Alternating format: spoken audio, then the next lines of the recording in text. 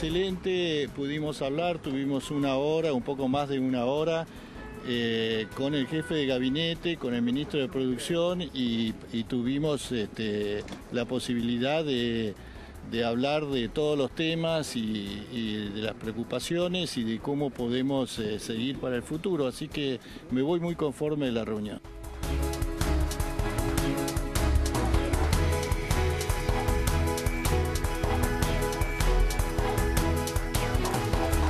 Histórico para la ciudad de Buenos Aires, para todo el barrio de Devoto. Es uno de los principales pedidos, reclamos que yo recojo cada vez que vengo al barrio. Pensemos que esta cárcel, cuando se construyó, estaba en las afueras de la ciudad. La ciudad fue creciendo, este es uno de los barrios más residenciales de Buenos Aires, más lindos, y realmente la convivencia con un penal ya hoy no da para más.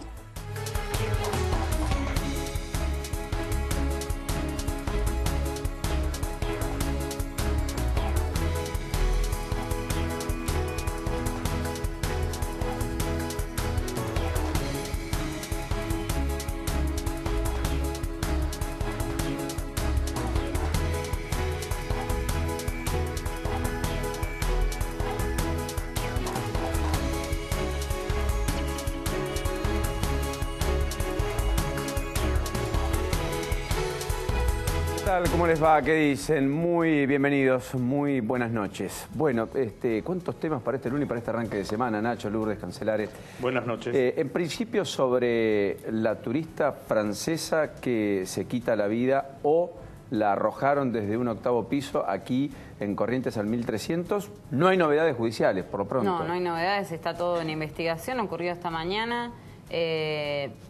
Inmediatamente había policía cerca justo cuando la chica cae, aproximadamente unos 35 años, se trata de una mujer francesa, que estaba de paseo en Buenos Aires, en el Hotel Ibis de la calle Corrientes, y bueno, hasta ahora no se sabe qué es lo que pasó, ¿no? Tampoco se sabe si han detenido o no al famoso agresor de una mujer en Barrio Norte que había tenido antecedentes, cuyas imágenes se habían liberado. Vos me vas a contar a esta hora, en un ratito nada más, qué es lo último, porque había información encontrada respecto a si era o no era ese agresor. Por lo que me dicen mis fuentes, no era.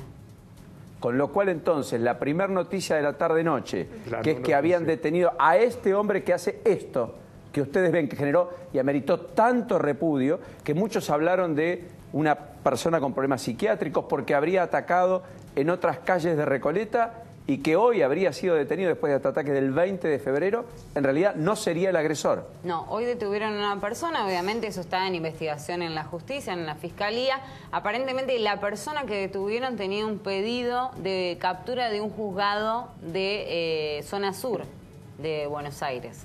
Pero no se trataría en principio del agresor que estamos viendo en este video, que a mediados de febrero, bueno, hizo lo que vemos, ¿no?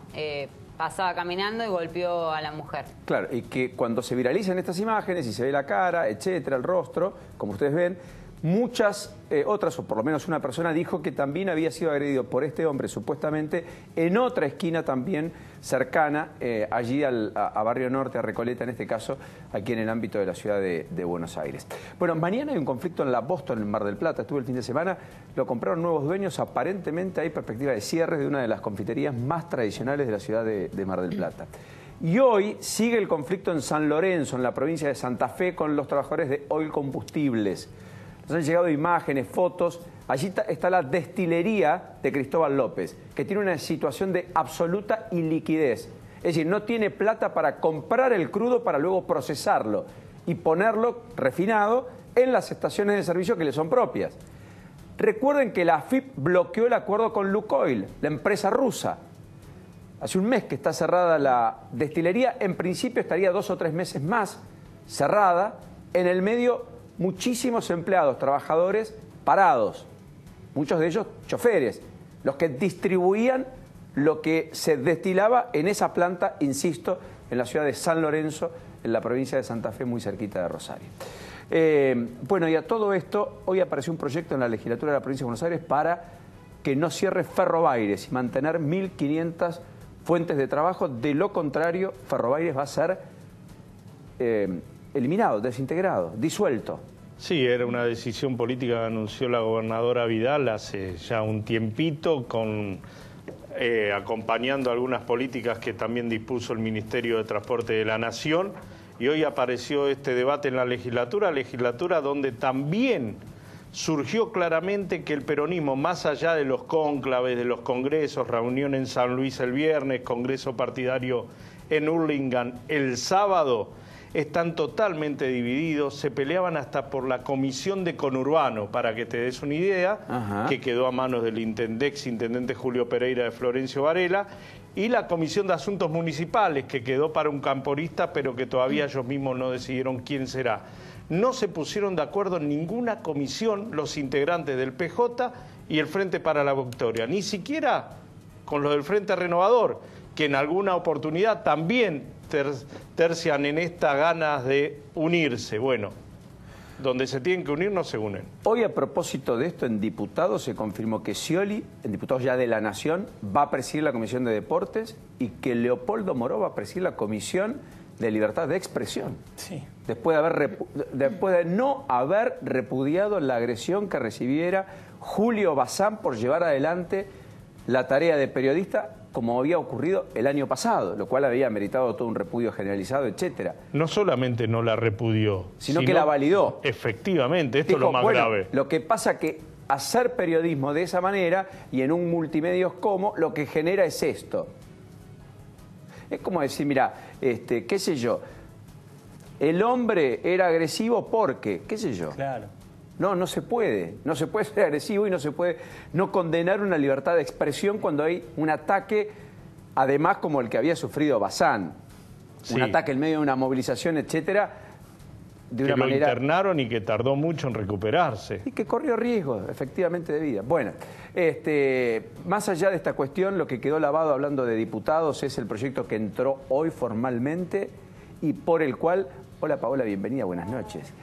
Escúchame una cosa, te voy a contar algo, Nacho te va a contar, porque sí. Había una perspectiva de que el proyecto para la paridad de género y la igualdad en el trabajo, igual remuneración entre hombre y mujer, se había plasmado en una iniciativa por la cual quien no la cumpliera, bueno, finalmente fuera sancionado. Obvio. Sin embargo, escuchalo a Nacho. Viste, Paulino, que generalmente dicen, bueno, una vez que entre el proyecto ahí vamos a ver y hay que ver la letra chica del proyecto. Bueno, se anunció el otro día, el proyecto es bastante largo, pero perdido al pasar quedó en evidencia de que no se imponen sanciones ni obligatoriedades a las empresas. Con lo cual... termina siendo básicamente una cuestión de voluntad de las empresas. Va a pasar a ser indicativo, entonces. Declarativo. Casi a título declarativo. La verdad que es un proyecto de ley raro. Uno a priori lo lee y es raro, porque si vos pretendés establecer la equidad e igualdad de género realmente, tenés que generar un sistema de premios y castigos. Y precisiones. Si hay un incumplimiento ante una empresa que decide no pagar la igualdad salarial, deberías castigar, en este caso no digo premiar a la que lo hace, pero sí castigar a la que no lo hace. Ahora, te hago una pregunta. ¿Y todo el resto del articulado donde extendía la licencia por paternidad, donde daba licencia por maternidad ampliada, donde sostenía que se podía tener licencia para aquellas mujeres que practicasen fertilización in vitro porque no pudieran quedar eventualmente embarazadas? Una de cada 6 parejas tiene ese problema. Aquello de extender por muerte de un hijo 10 días la licencia que estaba establecida por ley hoy, etcétera, etcétera. ¿Todo eso también va a meritar, no va a meritar una sanción si no se cumple? Al menos va a tener que ser discutido en el recinto para que las empresas lo cumplan. A mí me parece que la gran posibilidad que tiene ahora la oposición es recoger el guante y marcar estas inconsistencias. Y hacerlo obligatorio. Uno entiende que va a terminar cambiando. Ahora, como está el proyecto ahora, la verdad que está al menos light. Por no ser malicioso, lo tildaría de light. Porque como vos decís, ¿qué pasa si una empresa no garantiza la licencia por paternidad? Mira, a mí me enseñaron que en el mundo legal todo lo que no está prohibido está permitido. Es lo que ¿verdad, Doc? Sí, bien. Obvio. Si yo no hago algo y no soy sancionado, por lo tanto está permitido hacerlo. O sea, vamos a votar una ley que no va a tener efectos prácticos y que va a ser letra muerta el día después. Mira, había algunos proyectos que escribía Zanini que la verdad que eran lamentables. El proyecto si la intención del gobierno realmente fue castigar a las empresas, dejarlo tipificado, entre comillas, si no se cumple, la verdad que el que lo redactó lo tienen que rajar. Bueno, está Miguel Brown en los Estados Unidos, es naturalmente secretario de Estado, como ustedes ya conocen. Bueno, finalmente está buscando destrabar acuerdos con los Estados Unidos y por sobre todas las cosas el tema del aluminio y el acero. Donde, recuerden que Macri habló personalmente con Donald Trump el pasado día viernes. Hay una preocupación porque salvo México y Canadá, que quedaron exceptuados del aumento de los aranceles de importación a países como la Argentina que exportan acero o aluminio hacia los Estados Unidos, todo el resto va a pagar aranceles que hacen que muchas empresas no puedan seguir exportando a uno de los principales destinos de exportación. Bueno, hay que ver si lo logra destrabar o no. Hay negociaciones también con Miguel Brown a esta hora de la noche. Está allí por una cuestión de agenda, por una cuestión de reuniones con sus par del gobierno norteamericano, pero al mismo tiempo con empresarios y demás. Da la sensación que en el gobierno hay perspectivas en cuanto a revertir una iniciativa que por ahora Estados Unidos, todo muy lindo, pero marche preso.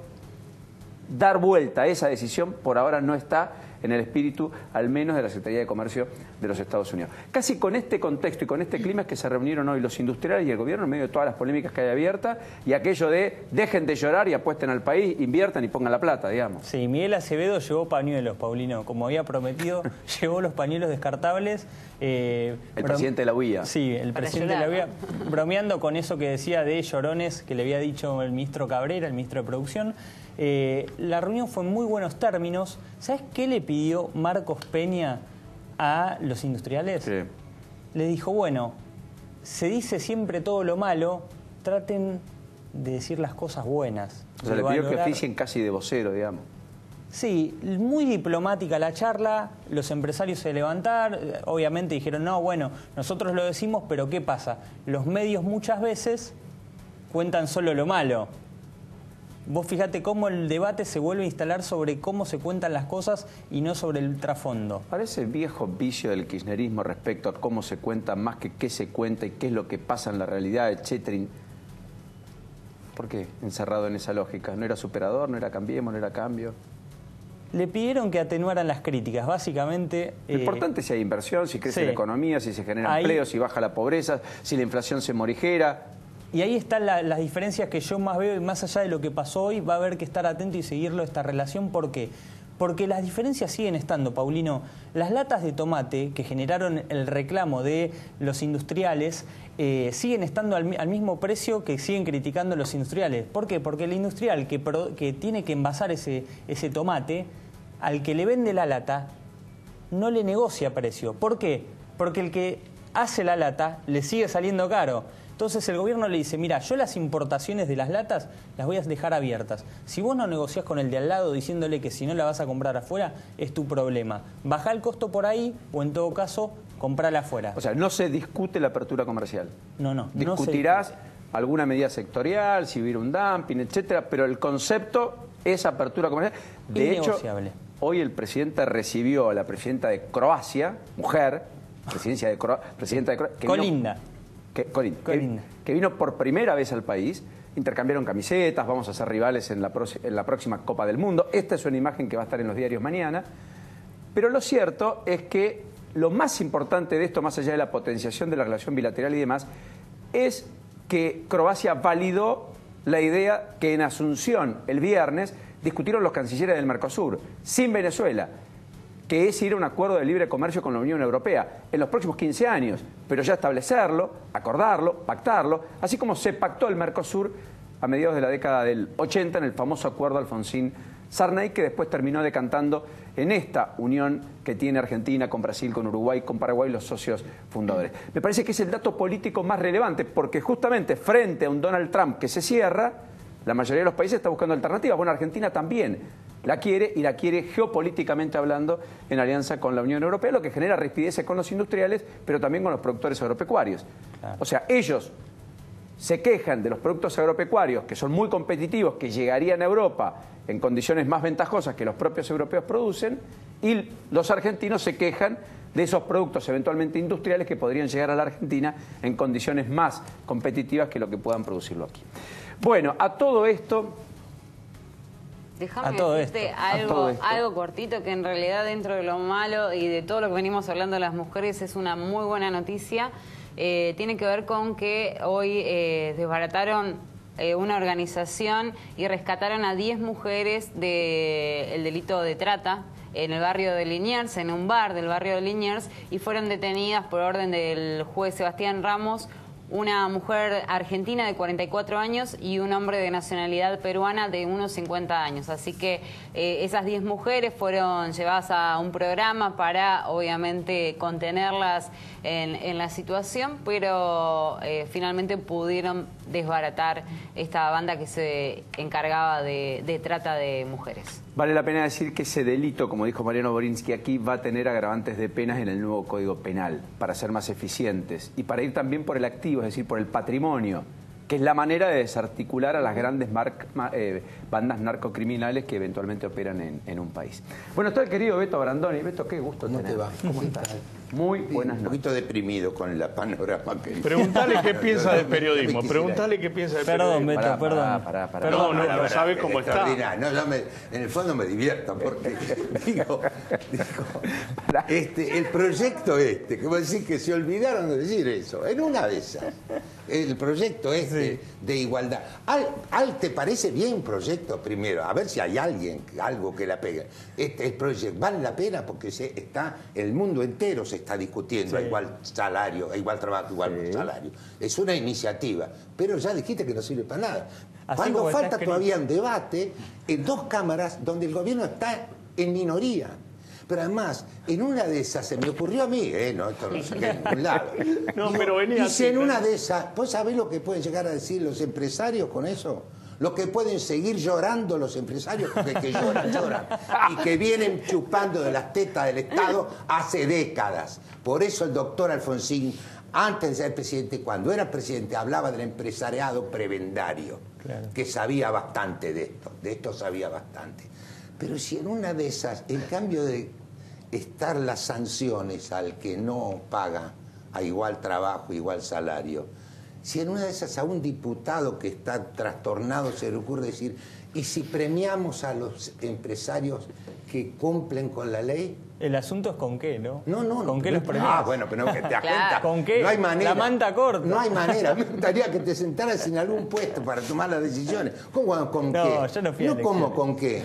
¿Con qué se lo premia? ¿Con qué lo puedes premiar? Sí, han vivido premiados. Baja de impuestos. En una de esas, a los empresarios que pagan a igual salario, a igual trabajo, igual salario, se los premia de alguna manera, no hay 1000 maneras de fomento, de lo que sea. No dejaría de ser interesante y le restás al empresariado en general a que llore y a que tire la cara. Pero Brandoni, con ese criterio entonces pero seguimos discriminando a las mujeres. Hay un congreso que parlamenta ahora, hay un congreso que parlamenta, que no levantan la mano. Así que en una de esas alguien se aviva, como vos te avivaste enseguida, de poner las sanciones. Claro. Brandoni, con ese criterio entonces seguimos discriminando a las mujeres porque le vamos a dar un premio porque a las mujeres les van a reconocer más derechos. A ustedes champchicas también, aflojen cachito. No me diga que la discriminamos porque... pero digo, si le tienen que dar un incentivo a un empresario para que a mí me paguen más porque yo hago la misma tarea que otra persona. Porque es una novedad extraordinaria. Porque es un tema que se está debatiendo en el mundo. Sí. A las mujeres en general, las actrices de Hollywood se quejan de que ganan menos que los varones. De modo que esto amerita una discusión. Pero si empezamos con los prejuicios, si seguimos, con los prejuicios, vamos a estar complicados, vamos a ser muy difícil. ¿Crees que hay mucho prejuicio? Dios mío, sí, mucho. Que obtura el debate sincero, digamos. No, claro, la posibilidad de acercar hubieron debates, pero además no nos sirven las experiencias. Yo estoy escuchando mucho el debate sobre la despenalización del aborto. En un ratito tenemos 2 diputadas nacionales aquí con miradas encontradas a propósito de lo que viene. Claro. Tuvimos, y en todos los debates, lo que he leído en los diarios, no escuché una sola referencia a un episodio que no pasó en el siglo XIX. Pasó hace 30 años. Y fue extraordinariamente importante. Y fue el debate de toda la sociedad sobre la ley de divorcio. Nadie lo mencionó. Por supuesto, lo que fueron los argumentos de un lado o del otro, la iglesia presionando, la sacaron a la Virgen de Luján de la Basílica, la trajeron hasta Plaza de Mayo, hablaron de la destrucción de la familia, todo lo demás, y el resultado fue que efectivamente el doctor Alfonsí, yo lo puedo decir porque lo dijo en una reunión grande y lo repitió muchas veces, no estaba de acuerdo con el debate. Con el divorcio. Con el divorcio, digamos. Pero dijo, pero es un problema social importantísimo. Por aquel entonces eran casi 2 millones de personas que vivían en una situación irregular. Hijos de matrimonios que no eran legítimos, problemas de todo. Digo, no me puedo guiar, decía él, por una cuestión personal. No lo vamos a poner en la plataforma, no lo va a poner nadie en la plataforma, salvo el Partido Demócrata Progresista, que lo puso desde los años 30 en la plataforma, el divorcio, y nadie le dio pelota. Con lo cual, valorás que Macri haya abierto el debate, digamos. Por supuesto. No, pero ¿qué se dijo? Para es oportunismo. No, muchachos, se va a debatir y es importante que se haga. Sí, claro. Y la verdad es que fue ejemplar, porque de verdad, yo tengo un recuerdo inolvidable, salía de hacer Made in Lanús y frené el auto porque se terminaba el debate, el doctor Juan Carlos Pugliese bajó del estrado, se sentó en una banca y terminó el debate. Fue extraordinario. Y hubo libertad de conciencia. Tanto es así que no hubo bloques, porque dentro del radicalismo había gente que pensaba de una y otra manera. Hoy la convención... esto va a pasar lo mismo. Y digamos, lo que fue la comidilla de ese momento es que los Alzogaray, Álvaro votó en contra del divorcio y María Julia votó a favor del divorcio. Es una cosa que no ha pasado hace 200 años y que nos debería servir de experiencia de que es bueno que se debata, y es importante que se debate, y desde luego, desde ya te digo, no estoy de acuerdo con un plebiscito, me parece que no es la solución esa. Correcto, como propusieron incluso algunos legisladores radicales, nadie que hasta donde sé mañana nos va a estar acompañando, viene además también el propio Daniel Filmus. Hoy la Convención Nacional Radical determinó que se valide por parte de los radicales que acompañen el proyecto. Me parece muy bien, me parece muy bien. Me parece muy bien, porque hay que hablar de esto. O sea, ¿y no crees que es una presión para el radical que por ahí no lo siente de ese modo? Que hay muchos? No, porque el radicalismo es un partido democrático horizontal. Debe haber muchos radicales que no están de acuerdo con despenalizar el aborto y van a votar en contra. Pero el partido, la convención del partido dice vamos a convalidar el debate. Tampoco está votando, digo, la convención no está votando. No, está invitando a que acompañen la despenalización. Y lo bien que hace. Porque es un partido democrático y así fue con la ley de divorcio. La ley de divorcio durante todos los años del peronismo, salvo un día que quiso quedar bien Perón y por un tiempito, por unos meses, puso la ley de divorcio, después se la sacó, quemó las iglesias, todas esas cosas. Esto lo hizo también el radicalismo y ahora lo va a apoyar. Me parece que está muy bien. Hubo timbreo el sábado, el primero del año, después de la convención del PRO, y se habla de Macri reelecto, María Eugenia Vidal reelecto, Rodríguez Larreta reelecto. ¿Como radical concebís que los tres tienen que seguir o que algún radical podría? No, lo primero que tengo que decir es que demasiado prematuro, creo que es un apuro incalificable, innecesario, la verdad que no me parece. Ya bastante tenemos, cada día nos ponemos a prueba como país, si servimos, si no servimos, si somos los mejores, si somos los peores. Ya adelantar 1 año y medio una decisión que es democrática, me parece que está fuera de lugar, absolutamente. Luis, ¿qué posición tiene con respecto a la discusión que se dio con el Instituto Nacional del Cine? Que tanta polémica generó, que se intervino. No, ese es el kirchnerismo residual que espera que le vaya mal en todos los ámbitos al gobierno de Cambiemos, y entre ellos el Instituto de Cine. El otro día tuve la confirmación de que estos 3 primeros meses del año 2018 nunca hubo tantas películas en preproducción, producción o postproducción como las 31 que hay en este momento haciéndose en la Argentina. O sea, es mentira. Falso. ¿Y durante el kirchnerismo? No, es que se acaba el cine argentino, dijeron. ¿y durante el kirchnerismo no se hicieron? Sí, ¿quién dijo que no? No, porque digo, usted dice que ahora... No, hubo gran cantidad. Que el kirchnerismo residual está diciendo que se acaba el cine, que se muere el cine argentino, y nunca en la historia, en este trimestre, se trabajaron 31 películas. al mismo tiempo.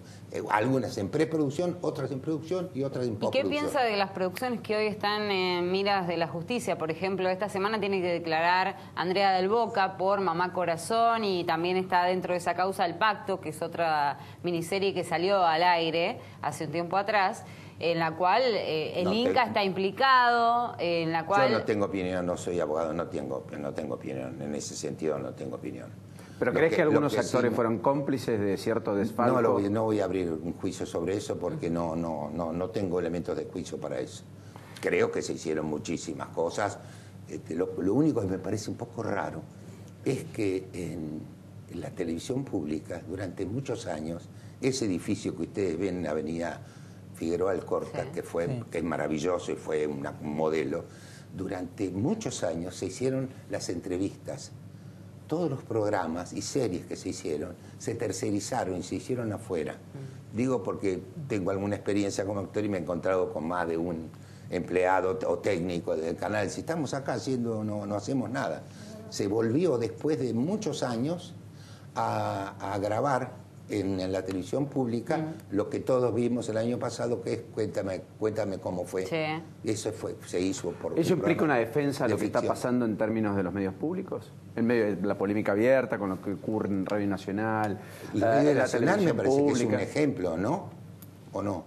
Bueno, hay una discusión, ¿no? Y porque hay un despido, porque hay recorte de horas extras, porque hay un achicamiento... Pero hay que ver si hay que ir a Radio Nacional. Ustedes escuchan. Trabajo en Radio Nacional. Hay discriminación en Radio Nacional, ¿no? No digo que haya discriminación. Pero yo no lo conozco. ¿Hay despidos? No, porque sí, claro, hay que ir a Radio Nacional, por eso le digo, yo trabajo. No, digo, porque yo he ido a Radio Nacional y la verdad que es un buen ejemplo de un Estado democrático, porque están todas las voces, es verdad, con las fotografías, cosa que no ocurría antes, ¿no? Y me parece que yo creo que él se refería al contenido, no a lo operativo, claro, a lo que ocurre. Yo hablo de la programación, lo que se ve, claro, correcto. Como la programación del canal público me parece que es buena, que está haciendo algunas cosas muy interesantes, más allá de las que se veían haciendo, como por ejemplo los festivales folclóricos durante el verano, que el canal público lo hace y está muy bien que lo haga, me parece que está muy bien. Luis, en el gobierno hay una suerte de debate de si conviene o no tener un relato. ¿Por qué se da la discusión? Porque hay quienes dicen que no se logra transformar las medidas buenas, que de algún modo usted también las ha repasado aquí, en contagiar al pueblo o contagiar a sectores que son referentes de un pueblo, caso actores, caso famosos, caso deportistas. Bueno, en el gobierno está ese debate. ¿Usted cree que al gobierno le falta mística o cree que es un proceso que puede llevar un tiempo hasta que la gente termine de engancharse, por decirlo de una manera? A mí personalmente, yo preferiría que no haya ningún relato. Preferiría que las autoridades cuenten lo que están haciendo, muestren lo que realizaron, los proyectos, pero relatos, ya tuvimos muchos relatos, demasiados relatos, y evidentemente no es el estilo de este gobierno.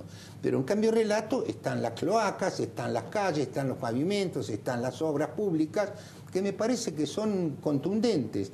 No aparecen los titulares de los diarios o en los zócalos de la televisión, pero también es una manera que se le ha criticado mucho. El periodismo también le ha criticado mucho. ¿Por qué no contó el primer día lo que pasó? ¿Y cómo se hace para contar el primer día cuando no hubo? Ustedes se olvidan que no hubo transición. No hubo transición. Difícilmente se pueda contar. No le dio los atributos para decirle, si yo no te doy los atributos, vos no fuiste elegido por el pueblo. Esto, y no hubo transición, de modo que era difícil que pudiera contar en un estado entero, como el nuestro, lo que pasaba en los primeros 15 días.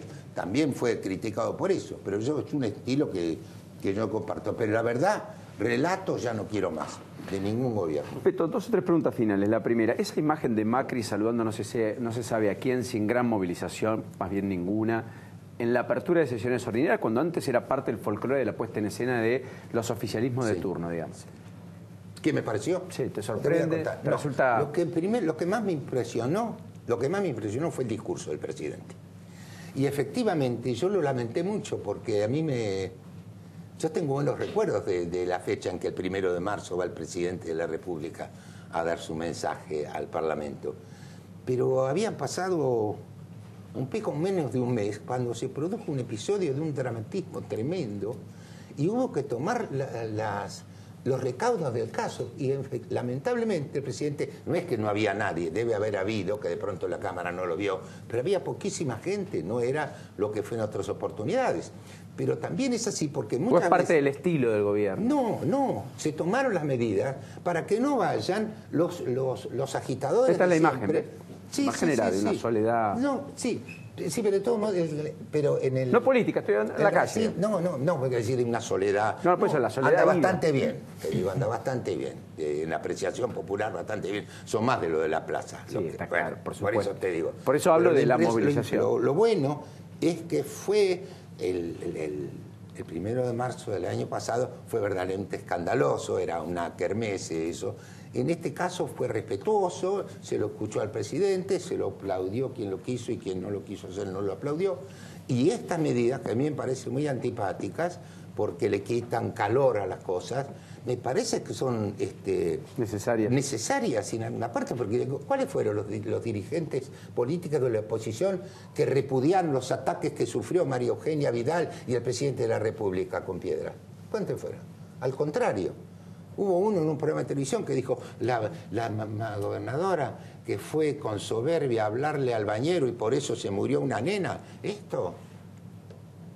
No, yo creo que han tomado las medidas. A mí me pareció lastimoso que no estuviera la gente. ¿Cuándo estrenas la película de Darín, la última? No tengo idea.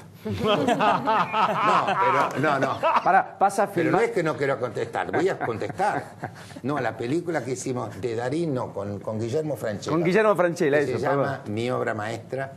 Estamos esperando que del Festival de Venecia nos den alguna señal si es que puede competir o no. Si puede competir, estrenaremos en agosto, porque ese festival no se puede llevar una película estrenada. Correcto. Y si no competimos, estrenaremos antes. Vacaciones de invierno, quizás. No, un poco antes. Poco antes. Sí, si es posible. ¿Y con Campanella volvés a filmar? Voy a filmar en mayo, filmamos con Campanella, sí. Qué lindo. Volvamos. Voy a filmar por primera vez con Campanella, porque con Campanella hice teatro y televisión, pero nunca nunca, y esta vez voy a hacer.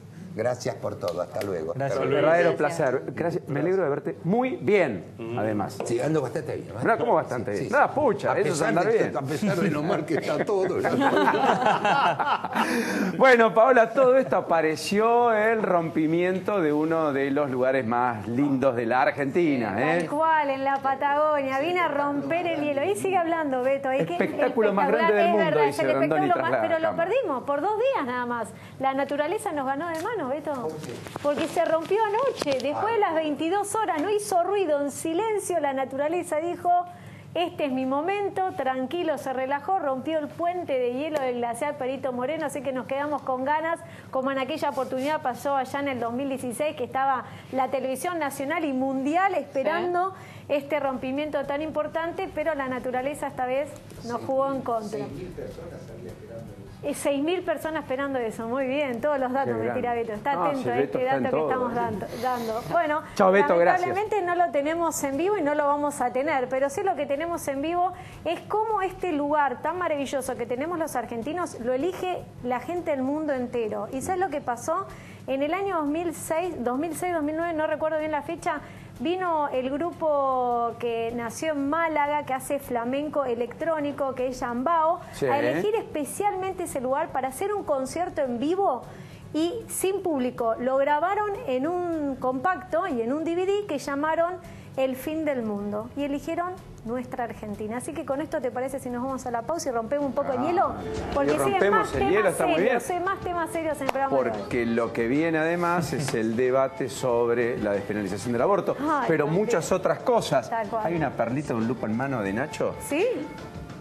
Francisco Cabrera, Acevedo, presidente de la UIA, pregunta del millón, la hizo Nacho. ¿Y? Imperdible. Demuestra el deshielo o el hielo, como quieras llamarlo. Después que lo veas te vas a dar una idea entre el gobierno y los empresarios después de la reunión de hoy. Después de la pausa, todo esto. Ya volvemos. Que yo canto porque a mí me gusta cantar, también tú bailas porque a ti te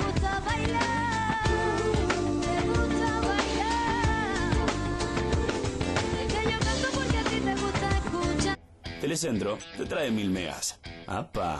1000 megas en tu casa. Deja de navegar y empezá a volar. 1000 megas. La internet más rápida del país. Telecentro te conecta todo.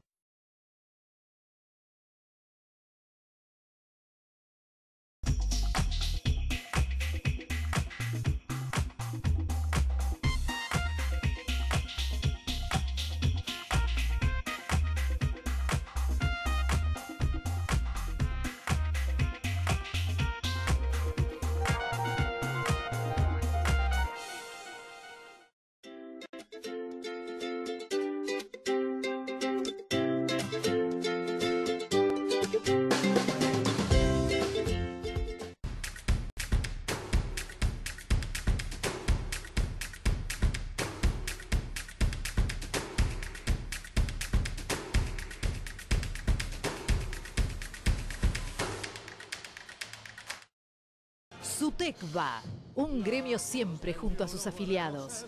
Entrega en forma gratuita de ajuares para los recién nacidos, becas en guarderías y jardines maternales, entrega de guardapolvos y útiles escolares a los hijos de afiliados en edad escolar, festejo del Día del Niño, descuento en farmacia y óptica sindical, recreación, turismo en San Clemente, Villa Gesell, Córdoba y Mar del Plata. Asesoramiento jurídico y previsional. Y para los mayores, viajes, espectáculos, entrega de canasta navideña y mucho más. Amadeo Yenta, Secretario General, 2017-2021.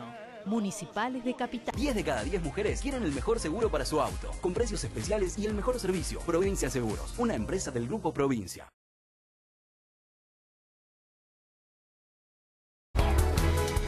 ¿Sabías que si sos cliente de Telecentro tenés la posibilidad de tener Wi-Fi gratis? Sí, escuchaste bien. Solo con Telecentro tenés acceso a más de 6.500 puntos de Wi-Fi Zone para poder navegar en las principales calles, avenidas y esquinas de Capital y Gran Buenos Aires.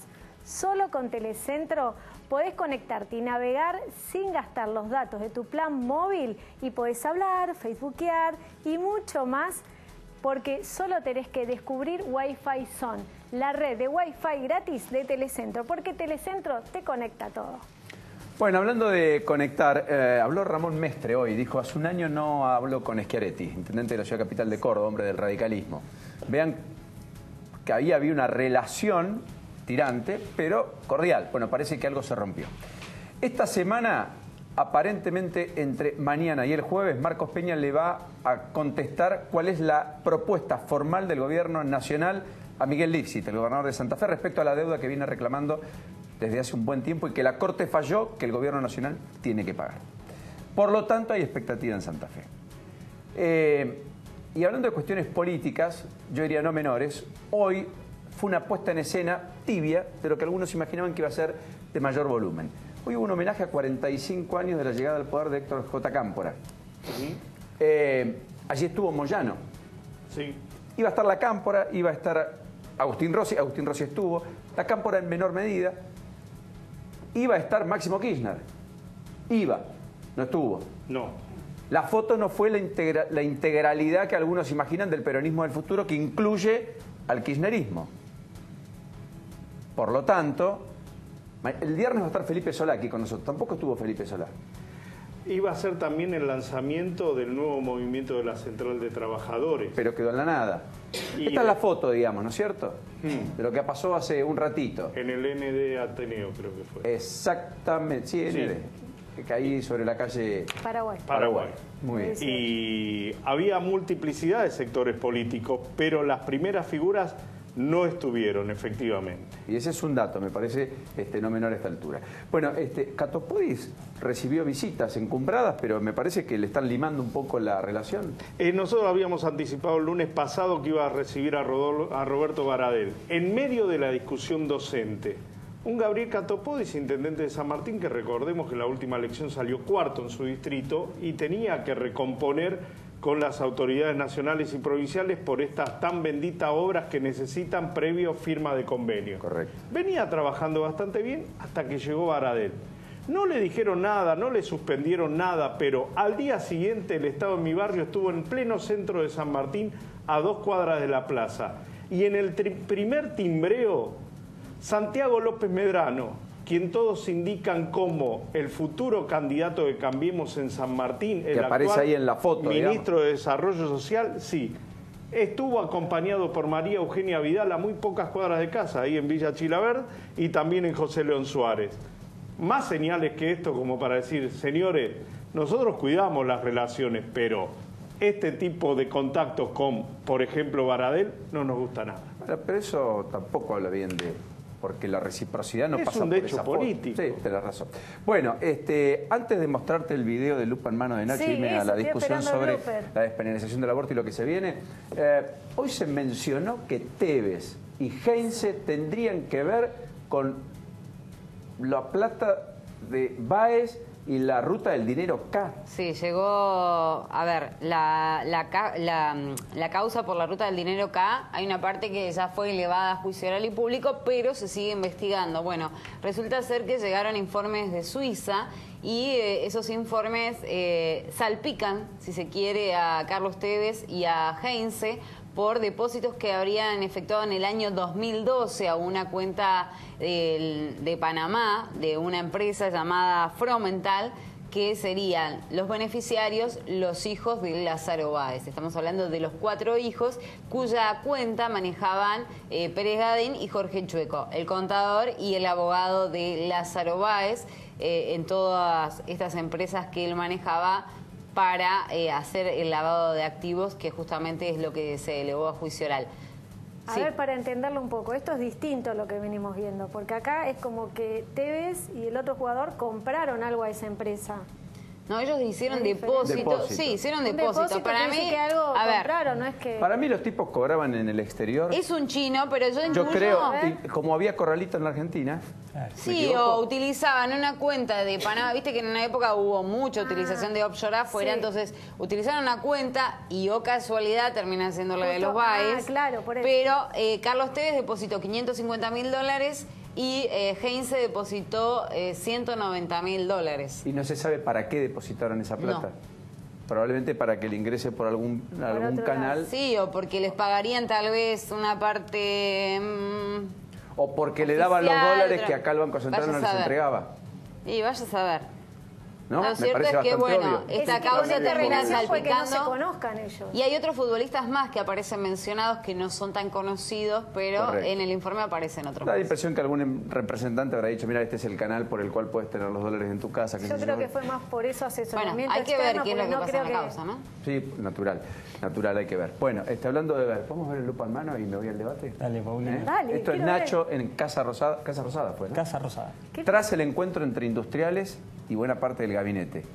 Miralo.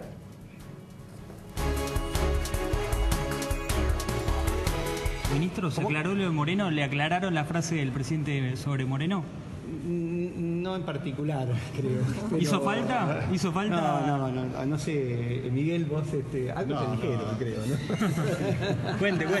No hizo falta aclarar el tema en sí. Lo que se habló más que nada es que hemos entrado en un periodo distinto a lo que teníamos anteriormente en un país que es mucho más abierto al mundo y bueno, y lo tenemos que hacer con mucha inteligencia y tenemos que empezar a trabajar lo que habla el ministro sobre competitividad para justamente poder empezar a también no solamente hacer mercado interno, sino empezar a trabajar para exportar. Sin un Moreno, entonces, ¿no? ¿Acevedo? Sí, yo digo a ver, no se puede hacer con un Excel. Yo no estoy hablando solamente de Moreno, o sea, no se puede cerrar mercados, no se puede pensar que no va a haber oferta y demanda y eso no va a repercutir en la producción. No era el deshielo, pero... Gracias, Lucila, gracias, Carla, ambos, por este ratito en la noche. Muchas gracias a vos. Bueno, evolución, cambiemos, coalición cívica ARI en Santa Fe, etcétera. No y sí, más o menos. Digo, despenalización del aborto. Ese es un poco el debate que se viene. ¿Por qué sí, por qué no? Bueno, a mí me parece, yo celebro que el presidente haya tomado la decisión de como decía recién el informe, un país abierto al mundo, esto no ocurre en la Argentina solamente. El tema de la revolución del derecho de las mujeres ocurre en el mundo, y en esa agenda en la que está también la equidad salarial y otros temas que tienen que ver con la igualdad entre los hombres y las mujeres, está este tema que en el Congreso intentó 6 veces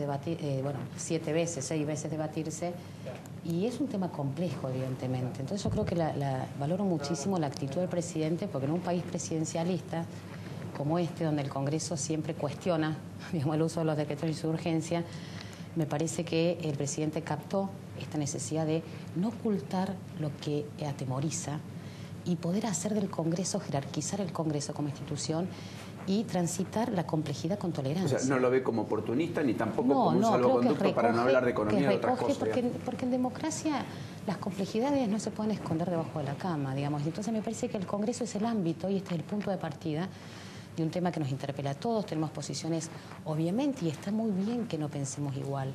Lo que tenemos que demostrarle a la ciudadanía en el Congreso, y creo que esa es la expectativa, es el ejercicio de la tolerancia. Y que el debate sea con altura, con datos. Exactamente. Yo creo que esa es la expectativa de la sociedad, y esperemos que los diputados y los senadores estemos a la altura de esa expectativa. Lucili, ¿por qué no?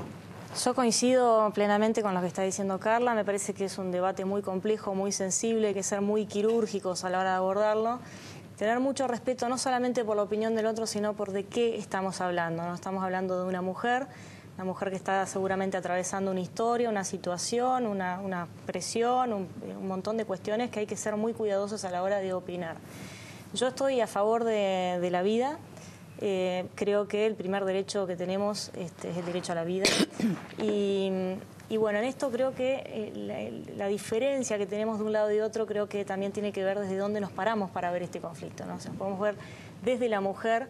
Tiene mucha lógica que una mujer diga: yo con mi cuerpo tengo derecho a hacer lo que quiero y tengo derecho a elegir o no tener un hijo. El tema es que adentro tiene una persona, un ser humano, que desde la concepción es un ser humano que está científicamente comprobado y que está avalado también por nuestra Constitución Nacional y por los tratados internacionales. ¿Y una ley en sentido opuesto violaría esos tratados o podría correr el riesgo de ser inconstitucional? Podría llegar a correr riesgo, sí. ¿Usted imagina planteos en la justicia si eso sucediera? Es posible, habría que hacer una modificación, una reforma de la Constitución. Exactamente. ¿No? ¿O sí? No, de hecho lo podemos debatir en el Congreso. Digamos, si fuera algo inconstitucional no lo podríamos estar debatiendo. La Constitución, digamos, habilita todo lo que no prohíbe. Perdón, el Congreso votó un memorándum de entendimiento con Irán, lo debatió, lo aprobó y después fue inconstitucional. Digamos, bueno, pero después el control de constitucionalidad lo tienen los jueces. El Congreso puede votar cualquier ley. Pero el presidente habilitó un debate. Si fuese inconstitucional, el presidente no lo hubiese habilitado. Es decir, podemos debatir... habilita el debate. Cristina habilitó un debate que fue inconstitucional, que fue un memorándum de entendimiento con Irán. Sí, pero esto no tiene que ver con eso, Paulino. Eso fue una política gubernamental.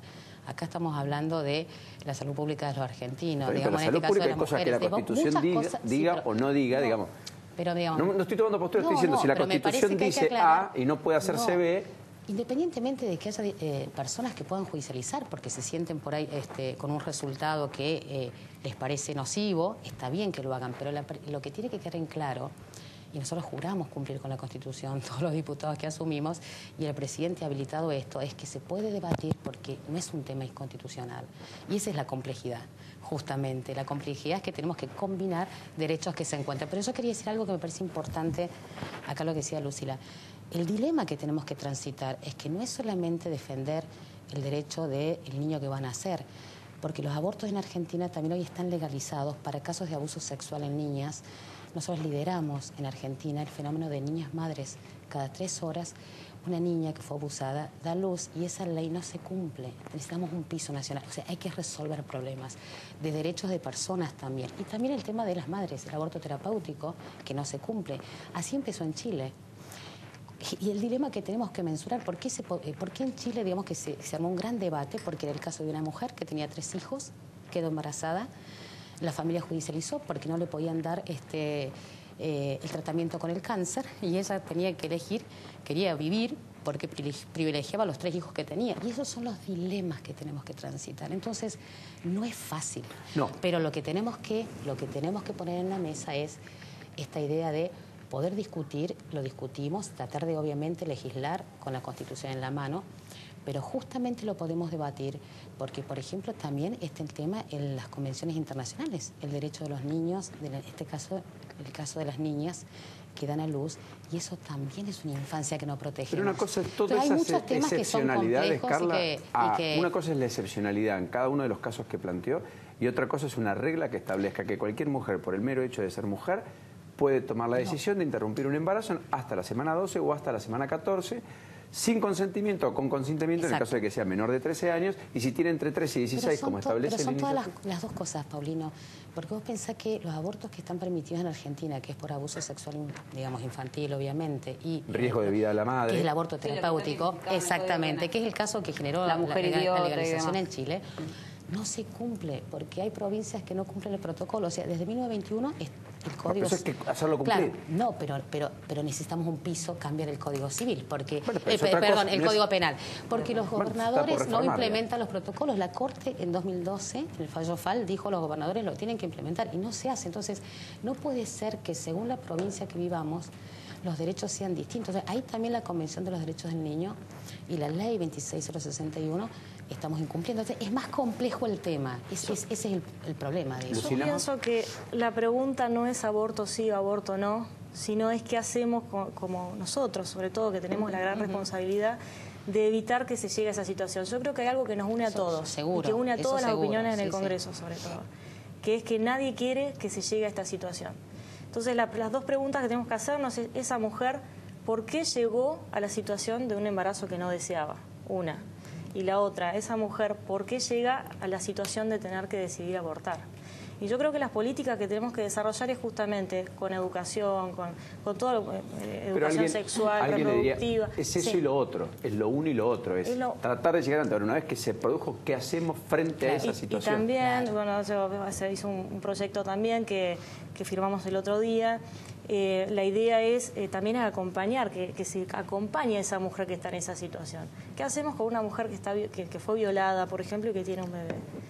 No es solamente decirle no abortes, es también darle la oportunidad de decir te acompañamos, que ese chico, que ella pueda recibir con su asignación un salario mejor para poder llevarlo adelante al embarazo, que ese chico tenga esa cobertura hasta los 18 años como para poder crecer, hacer un acompañamiento terapéutico con médicos, con ginecólogos, con psicólogos, con psiquiatras que le acompañen a esa mamá para que pueda gestar ese hijo como corresponda y después darlo en adopción o criarlo como corresponda. Ahora, la pregunta para ambas tiene que ver, por ejemplo, supongamos que esto se debate, lo tratan, se llega a aprobar. ¿Qué pasa en el caso de una mujer que queda embarazada, no quiere tener ese bebé y el padre de ese niño sí lo quiere? Es una excelente pregunta. En general, los casos que ocurren, digamos, aquí se ha instalado ese tema también en el Congreso, digamos, el rol, ¿no?,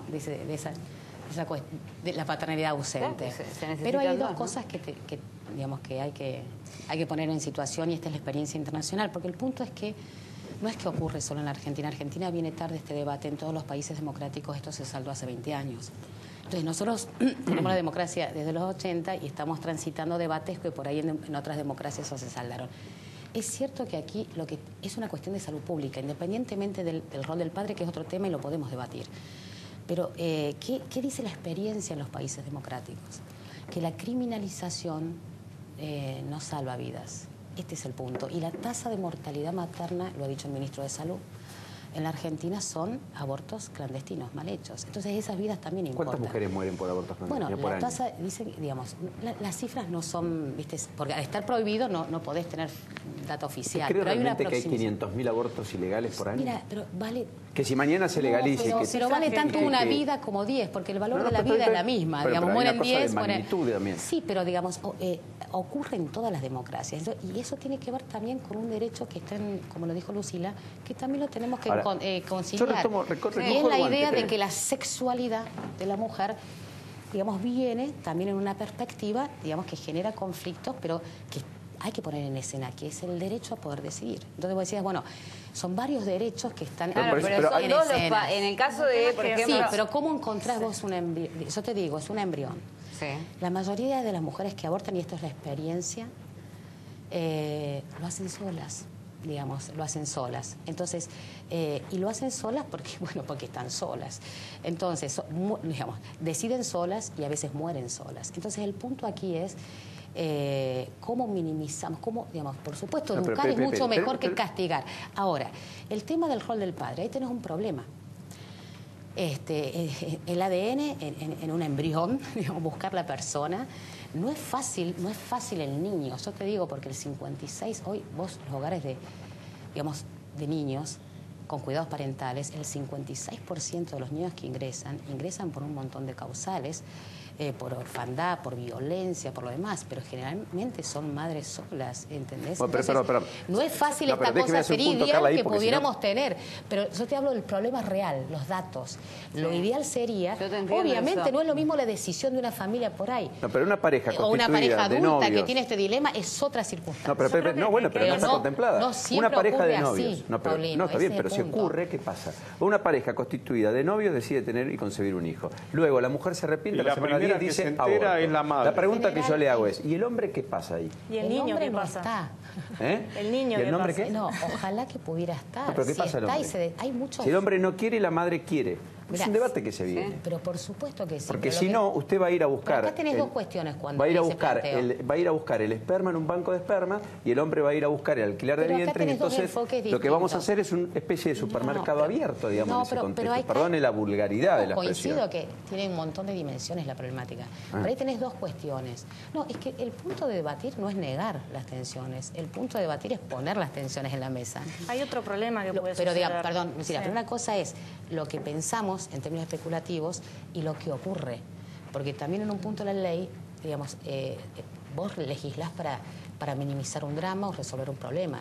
Y la experiencia lo que está diciendo es que obviamente la mujer está sola, ojalá pudiera estar acompañada. No siempre pero, lo ideal entonces legislen que puede abortar cuando la mujer está sola. Pero vos no podés obligar, digamos, a tener un padre que no existe, porque no siempre es fácil. Pero cuando el padre no existe, ¿qué pasa? La relación parental queda solo en manos de la madre, lo cual corresponde. Y el padre recibe la sanción y las multas correspondientes, lo cual corresponde. Bueno, pero la idea es ¿sí que o no? No, pero ahí tenés un problema, que es la criminalización de la salud sexual de la mujer, el derecho a decidir.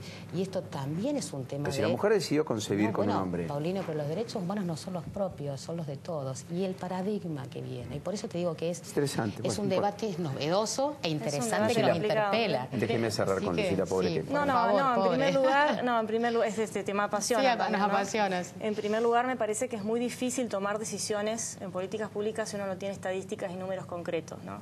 Decir que hay madres solas, ¿no? Es verdad, es una realidad, pero no podemos dimensionarlo, por eso tomar una medida así. Sumándonos a la pregunta de qué hacía el padre, ¿no? Hay otro problema que se puede dar. Un patrón que no quiere que su empleada tenga un hijo y la obliga a abortar. O una madre que no quiere que su hija tenga un hijo y la obliga a abortar, y eso sea legal. Yo creo que acá estamos hablando de humanos, de personas, mujeres y hombres, ¿no? Y nos estamos olvidando de un niño que tiene un derecho a vivir, que nadie se lo puede negar porque es el primer derecho humano que tenemos los seres humanos. Y tiene otro derecho, que es el derecho a la no discriminación. Nadie, y es loco que estemos en esta era en la que estamos luchando porque no haya discriminación, por la igualdad y por demás, usemos palabras tan nefastas como decir un niño no deseado. Que a vos te discriminen por cómo te concibieron, por quiénes son tus padres, por si tenés una malformación, y con eso decidan si vos vivís o no. Yo creo que acá la discusión es, el niño es un ser que no eligió estar en ese vientre, que está ahí y que tampoco se puede defender. ¿Qué podemos hacer nosotros como políticos en vez de...? Porque ninguna solución, hay dos víctimas, la mamá y el hijo, y la muerte no puede ser la solución nunca.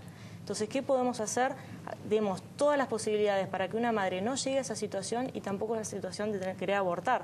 En todo caso, que pueda continuar con ese embarazo y que después tome la decisión de dar en adopción. ¿Saben qué es lo atractivo? Que yo la escucho poniéndome en abogado del diablo y los dos tienen argumentos que yo pueda refutar, pero al mismo tiempo los dos tienen argumentos que a mí me convencen. Va a ser apasionante, Entonces, de verdad. quiere decir que el debate es lo que necesitamos. El debate es muy importante, claro que sí. Y ojalá se dé en este contexto y en este marco. Así debería ser. Esperemos que sí, esperemos que sí. Gracias a ambas. Bueno, muchas gracias a vos. Es un gran puntapié inicial. Y una enorme discusión que efectivamente se viene a propósito de este congreso que va a estar más activo en un año no electoral en la Argentina en este 2018. Bueno, me voy a ir al cierre con Paola. Antes, lo último de cada uno, lo hacemos la agenda. Hacemos la agenda rápido, que ya viene Roberto García. Bueno, agenda, cuestiones importantes. En principio, mañana 5 años de papado del Papa Francisco. Macri está inaugurando Expo Agro, será una de las fotos del día. Sigue el juicio por Chicone, vale la pena decir a todo esto. Martes 13, no te cases ni te embarques. Perdón, frase. Declara Bebote Álvarez por el tema Moyano, Pablo y Facundo. Como testigo, Perdón, Pablo y Hugo. Sí. El jefe de la barra independiente. Paritaria del Súter, aténtico en este capítulo, ya se los dije. Discusión de altísimo voltaje. Siguen negociaciones con docentes. Hoy Lifsit dijo que podría haber una nueva oferta en Santa Fe. Todavía no hay fecha de convocatoria de Vidal, después del frustrado encuentro del viernes, donde no se discutió de salarios. Y en la ciudad todavía están lejos del acuerdo. Y efectivamente algunos dicen que podrían por decreto hacer o establecer el aumento a los docentes, como lo estableció Cornejo. Por caso, no lo descartó el propio gobernador de la provincia de Río Negro. Hay que seguir muy de cerca, perdóname, la discusión sobre la educación de los adultos, porque están cerrando muchas escuelas nocturnas y eso también genera crisis. Exactamente. Bueno, 5 años del Papa. 5 años ya. Que esperábamos que salga el humo blanco.